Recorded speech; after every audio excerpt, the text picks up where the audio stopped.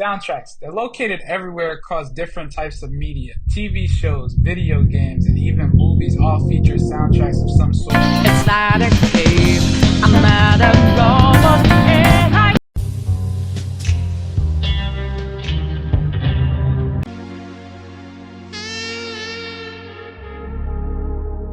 But when it comes to anime, it takes the idea to a whole new level, whether you like it or not. It still manages to become culturally accepted by countries around the world. Being made and produced mainly in Japan, it manages to be promoted everywhere to a point where it's basically one with its environment. It's almost impossible nowadays to go to Japan and not see an ad about a new anime, similar to Times Square in New York. It manages to plaster your face with new material constantly. But hold up, how does this correlate with music? Well, you see, Japanese culture is home to some of the most underappreciated albums of all time, even creating genres of music themselves. Just like UK's Britpop and UK Garage, Japan has made genres like Visual Kei, J-pop, and J-rock that's just used only in Japan, hence its name. With it just being commercial pop and rock made for Japan, giving it the J in front of the two titles. But when it comes to anime, it manages to showcase all types of emotion and diversity from original soundtracks alone, with some tracks being made completely to dedicate themselves to bringing out an emotional state of a scene,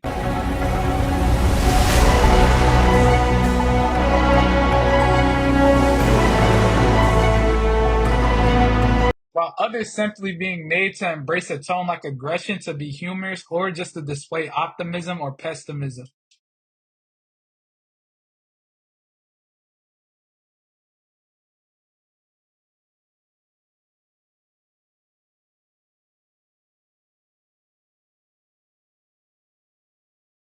While still remaining to keep its song structure and texture to fuse it with other genres. The year 1929 started off the idea of adding music to animation with Nomura Fuji's The Black Cat. The silent film was made as promotional material for recording companies in their songs. The song that was on the film was based off of a children's song by the same name.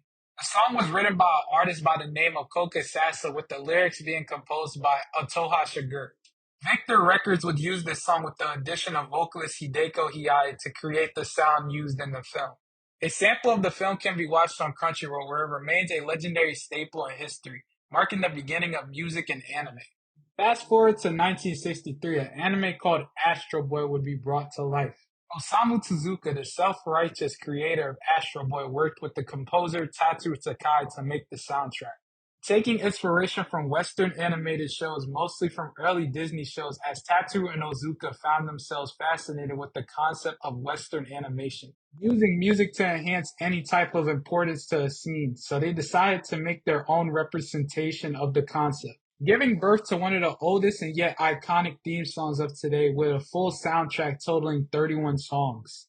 Made up of mostly being classical music with vocals from men, children, and women, giving it a playful childlike tone to perfectly fit the aesthetic of the 1963 version of Astro Boy. Speaking of iconic, have you ever heard of the Seatbelts, composed by Yoko Kono? The Seatbelts and Yoko are responsible for making the jazz soundtrack that would shape an entire anime, displaying how powerful a soundtrack can be, making it equally as important as the show, being praised by many jazz and non-jazz fans worldwide, showing that it can hang at the top of the world of jazz. The name of this anime is Cowboy Bebop.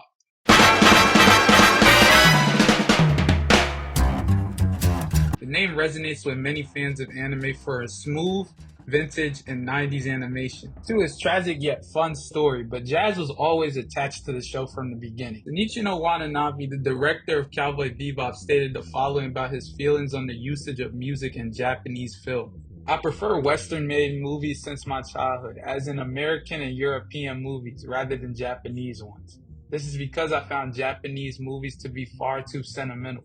So stuff like really over-the-top emotional music for big climactic scenes. In short, Japanese movies tried to make the audience cry. In contrast, I prefer the international approach. I wanted to make something cool.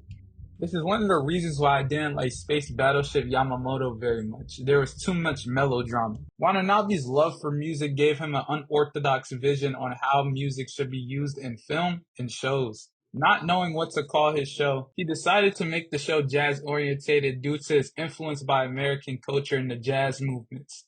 giving the show the last name Bebop, a small jazz genre typically used and mastered by jazz legends like Thelonious Monk, Dizzy Gillespie, and Charles Parker. It deals with fast tempos, irregular melodic phrasing, improvisation, and complex chord structures that fits with the plot perfectly, with some traits of bebop being performed in the show hiddenly behind the action, and crucial scenes with fast tempos matching the fast-paced action that's happening right in front of you.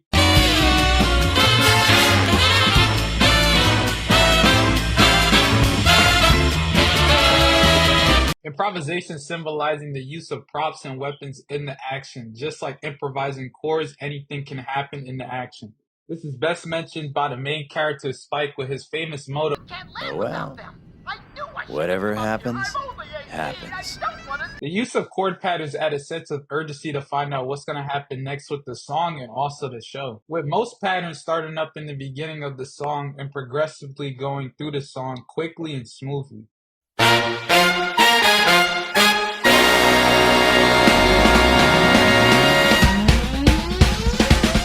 While the melodic phrasing goes with the depressing setting that is seen in some scenes, giving it more feeling and depth.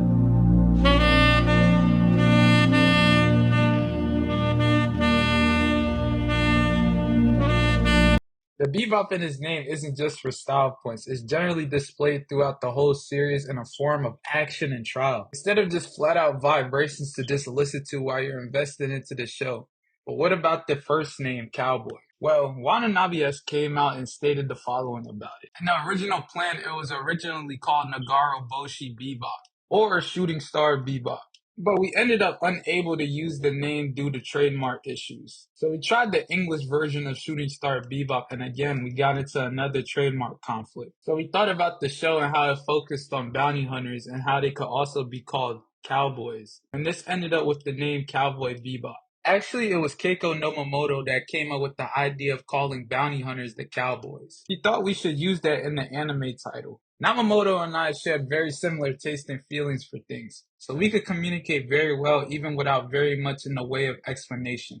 With both parties having a keen taste in ideas, this gave Watanabe a reason to trust Kaino with handling the music side of the show. Asking her if she could make the show jazz-oriented to where she would reply with, "I think I can, but I don't think it would sell well." With Kaino having control of the music, the seatbelts with a total of 27 musicians would form to tackle the concept of improvisation to display the theme of freedom in the characters of the show. Not only using jazz to showcase this, but using other genres like blues and funk to complement the jazz sound to create a dynamic filled with melodic and space-like tones.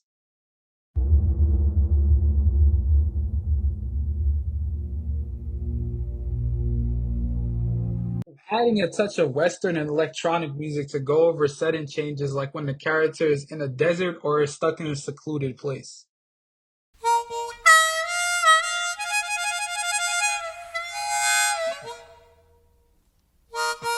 But still having that futuristic feel of advanced technology that takes on the theme of loneliness and boredom. This idea was also added to give the show a more Western animation feel since that's what Watanabe loved and aimed for. And this feel will carry out throughout the album, not only showcasing that soundtracks could be great music also, but showcasing the importance of a soundtrack on any show.